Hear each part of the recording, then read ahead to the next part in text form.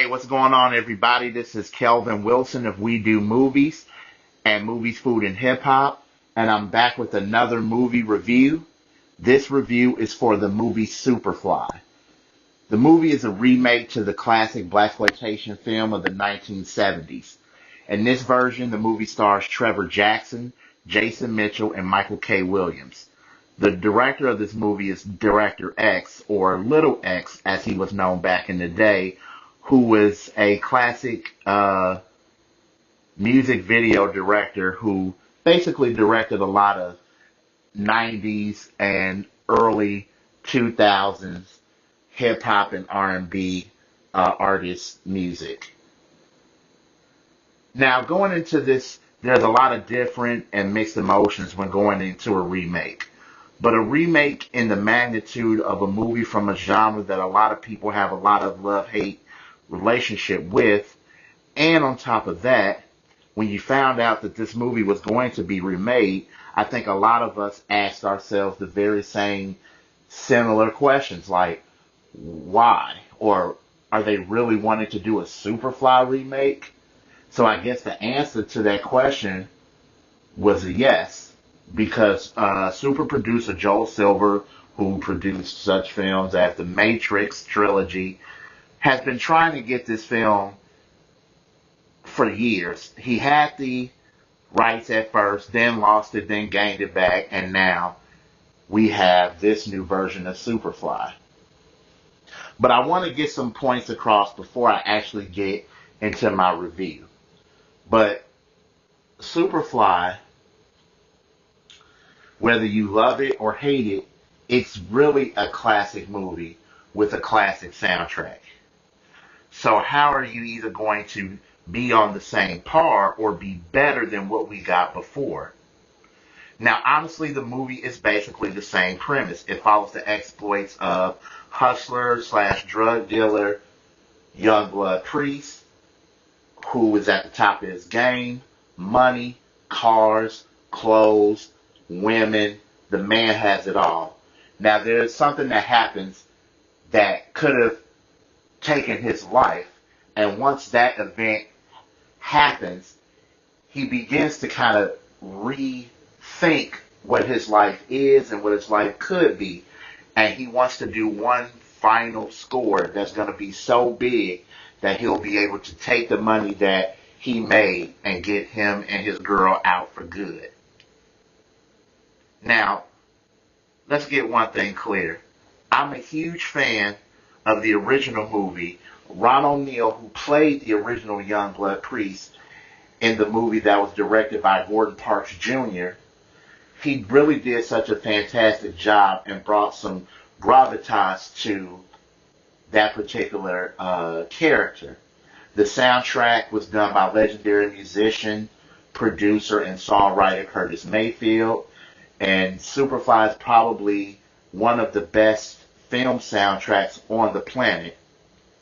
Now, while some people thought that the original film promoted drug dealing and made a hero out of a drug dealer, the soundtrack was basically the balance of that movie. Curtis Mayfield made it seem that this wasn't a life that you want to live, that drug dealing or being a criminal has its cost. You're either going to be dead or in jail. So there was a balance between movie and music. This movie, while following the same format, doesn't really give you the balance of the film and the soundtrack. Now, the film does highlight the fashion, the cars, the money, the hustle, and everything else. There is no balance within the music. And no disrespect, but you can't replace Curtis Mayfield's beautiful soundtrack and just give the reins to Future, because now this movie, instead of being in Harlem, is in Atlanta, and you can't just, you can do it, but it's not going to have the same pull. Now, I really did think that Trevor Jackson, who played Youngblood Priest, and Jason Mitchell, who plays Eddie, worked very well together. They were just, I could see them doing more movies together. That's how good I thought that they really were. But at the same time, even though this is either a knock or not a knock against Director X, even though he is a legendary music video director who came up as an intern from another legendary music video director by the name of Hype Williams. And Hype Williams did a movie called Belly. Now that movie had DMX, Nas, Method Man. Say what you will about Belly. Belly didn't have such a great script. The movie kind of suffered because of that. But because Hype Williams was such a visionary director, the style, the aesthetic, everything that he captured was beautiful and breathtaking in that movie. And I felt that Director X did the same thing. While there are some moments that go from movie to music video vibe, and I guess you would have to do that because we're in Atlanta now, so Atlanta is basically the epitome for the fashion, the music, the limelight, even the women and the seduction of trapping or drug dealing. So that movie has to, I guess, go in between the drug dealing, and everything in between. So it has to go within that whole frame of the glitz and the glamour and even the rough stuff. So back and forth, you're going to get that music video vibe. Now, people ask, was this a necessary remake to do? My answer to that is no. Now, in the 70s, this movie was necessary. Now, you're probably going to say, how is a movie about a drug dealer necessary? Now, back in the day, like maybe around in the 50s, 60s, there was a lot of African Americans just playing basically the servants in movies. Now, you did have people like Harry Belafonte, Dorothy Dandridge, and you had Sidney Poitier. But a lot of people felt that their movies, although, most of them were African American films, but a lot of them seemed like they catered more towards the white audience, and there wasn't any movies that really spoke to the black audience. So right around in the 70s, you had Sweet Sweetback's Badass Song, you had Shaft, and then you had Superfly, you had all these other movies that came in the blaxploitation genre.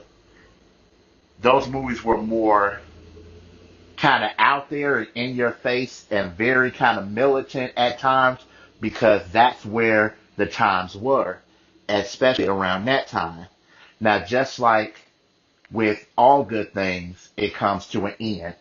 Hollywood and the NAACP made enough money off of the blaxploitation films and were tired of all of the negative black images that the NAACP said that these movies were doing. And we didn't get another black Renaissance film stuff until maybe the late 80s, early 90s. Now, I say that because all in all, I felt that Superfly was just an okay movie.